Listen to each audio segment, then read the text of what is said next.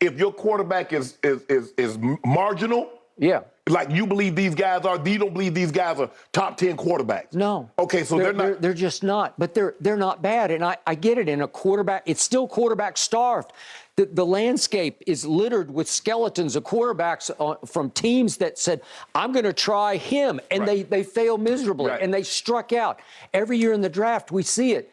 Maybe he'll hit with one, but there are going to be two or three that are just swings and misses. And teams will just spin their wheels with them for a while. Spin, spin, spin. And finally say, we got to start over. You go back and look at, let's just take the Rams that won the Super Bowl the previous year before the Chiefs did it. You say, well, Shannon, they didn't have anything historic. They did. They had a historic receiver. They did.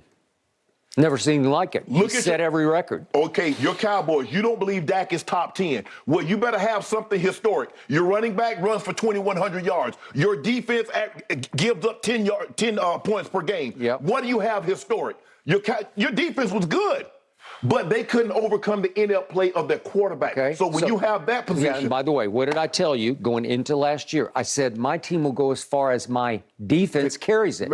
In this day and age, in 2023, that's not the magic formula. No. So it'll go just this far. So it got me to San Francisco in a playoff game, and guess what? My defense rose and shone. They gave up 19. 19 points. Well, it's beautiful. That's the formula to win. Except my quarterback missed 5 throws, and we scored 12. We scored 12.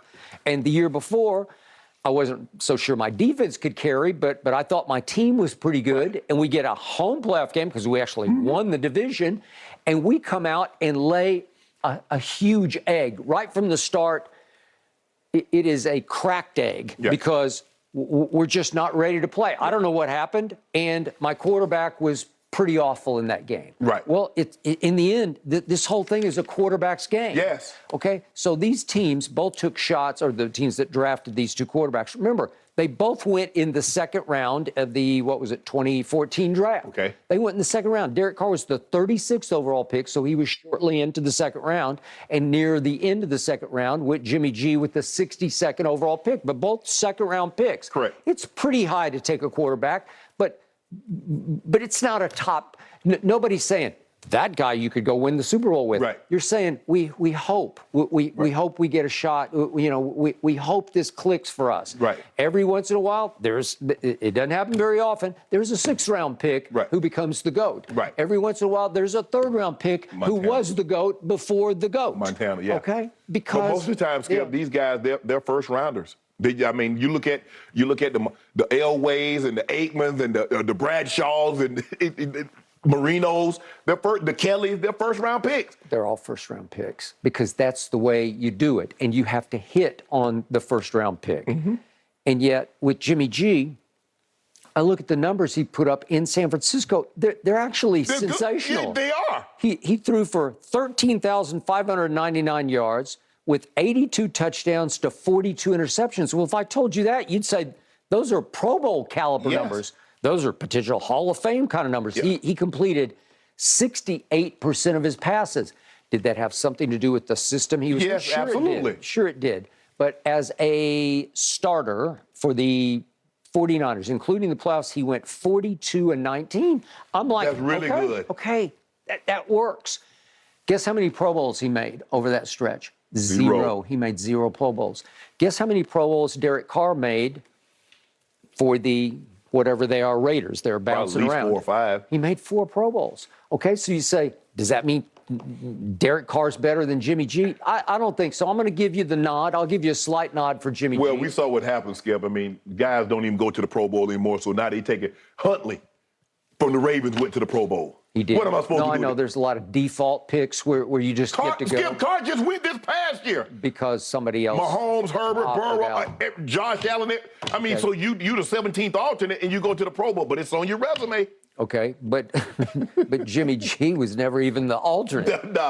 So and I have called him Jimmy Gag before because he's got flair, he's got talent, he can get on a roll, and then he's got that one sort of haywire gene in his head where when you least need him to, when you least expect it, he just unravels right before your very eyes. And you say, well, where did that come from?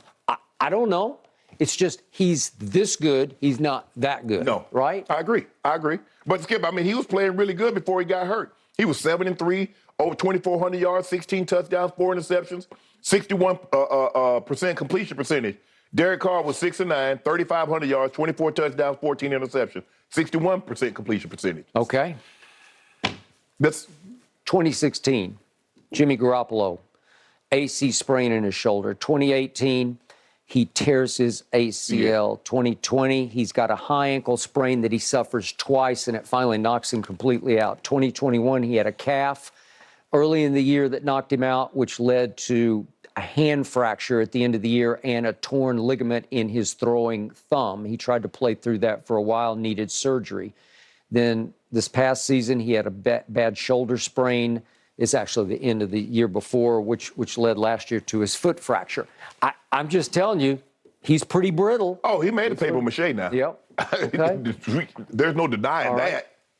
So the Raiders say, okay, we got Josh. Josh knows him.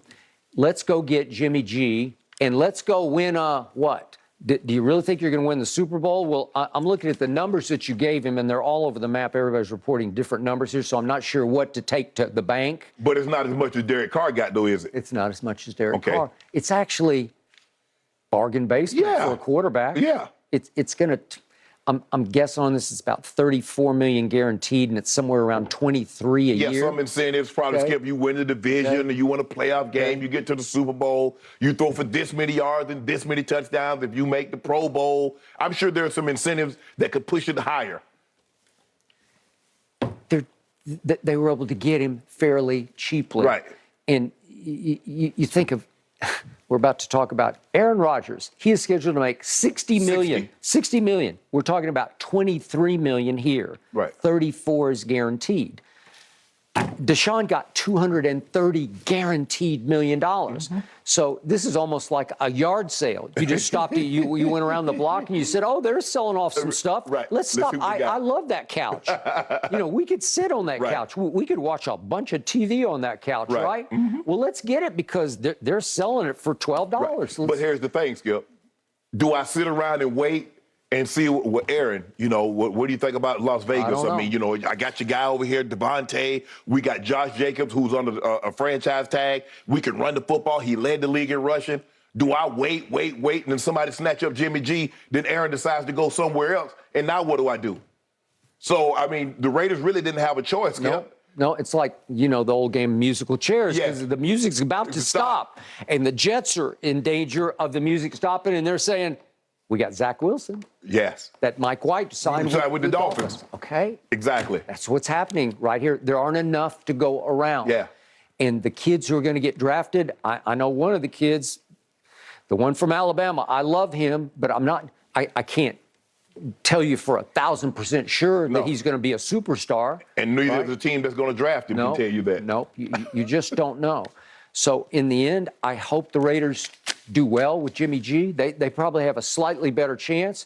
But with Derek Carr, for all the good that he did, he actually was pretty clutch. He had a bunch of clutch late moments. Right. For all that he did, to your point, your original point, he played one playoff game in all those years for wherever the Raiders were based. Right. For the Raiders, he played one playoff game and lost. Lost it. Okay. Well, that's who he is at this point. But Skip, in that division, obviously Mahomes is top. I think everybody else is going to say Justin Herbert is the second best quarterback. Not Jimmy G.